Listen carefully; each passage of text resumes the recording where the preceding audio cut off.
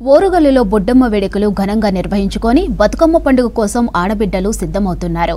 యువతులు, మహిళలు భక్తి శ్రద్ధలతో ఈ పండుగను నిర్వహించుకుంటున్నారు.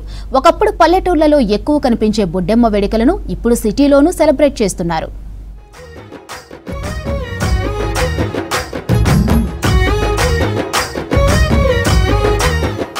వరంగల్ మహానగరంలో బొడ్డెమ్మ పండుగ అత్యంత వైభవంగా నిర్వహించారు. తెలంగాణ సాంప్రదాయ పండుగల్లో బొడ్డెమ్మకు ప్రత్యేక స్థానం ఉంది.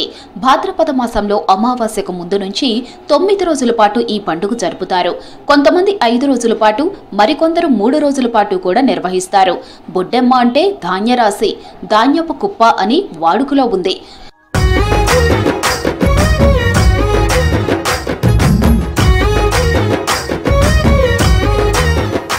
బొడ్డెమ్మను పుట్టమన్నుతో అందంగా పేర్చి చెక్కపీటపై చతురస్రాకారంగా 5 తొంతరలుగా పేర్చి ఒకదానిపై ఒకటి త్రిభుజాకారంగా పేరుస్తారు. బొడ్డెమ్మను ఉద్రాక్ష, కాకర, కట్ల, బీర, మళ్లీ, జాజిపూలతో, తమలపాకు, పసుపు గౌరమ్మను ఆటపాటలతో పూజలు నిర్వహించుకున్నారు.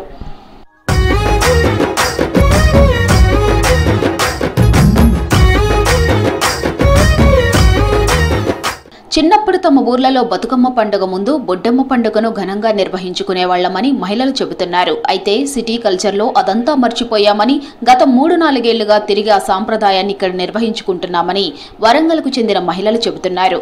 చిన్నారులతో పాటు యువతులు, మహిళలు భక్తి శ్రద్ధలతో ఈ పండుగలో పాల్గొన్నారని చెబుతున్నారు. ఇక్కడ మేమందరం గ్యాదర్ అయ్యి 3 ఇయర్స్ నుంచి బొడ్డమ్మ స్టార్ట్ చేసాము.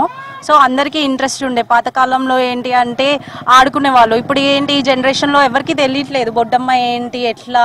ఈ జనరేషన్ వాళ్ళు నార్మల్గానే అన్ని మర్చిపోయారు. సో వాళ్ళకి ఇంట్రడ్యూస్ చేద్దాము అనేసి మా గల్లీ వాళ్ళందరం కలిసి బొడ్డమ్మ స్టార్ట్ చేసాము. అంటే మా ఇంట్లో పిల్లలైనా, ఈ కాలనీలో పిల్లలైనా అందరూ వచ్చి ఆడుకునేలాగా మేమే ఇక్కడ గ్యాదర్ అయ్యి సౌండ్ బాక్సెస్ పెట్టుకొని చిన్నగా స్టార్ట్ చేసాము. ఇప్పుడు చాలా మంది, ఇప్పుడు ఇయర్ చాలా మంది అయ్యారు.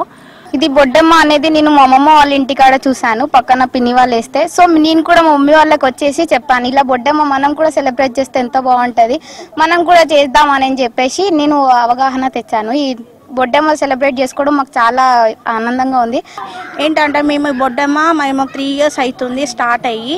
ఫస్ట్ మాకైతే అసలు దాని గురించి తెలియలేదు. కానీ బయట మేము ధర్మసార్ అంటే వేరే పల్లెటూళ్ళకి వెళ్ళినప్పుడు అక్కడ ఆడుతూ ఉంటే చూసి మమ్మీ మేము కూడా ఆడుకుందాం అనేసి చెప్తే సరే అని ఒప్పుకొని బొడ్డమ్మ ఆడడం స్టార్ట్ చేసాము. బొడ్డమ్మకు బిడ్డలెందరూ మీ బిడ్డ నిలగోరుకో ముచ్చమల్లె చెట్టేసి ముచ్చమల్లె చెట్టు కిందకో ముచ్చ నీళ్ళు పోసి.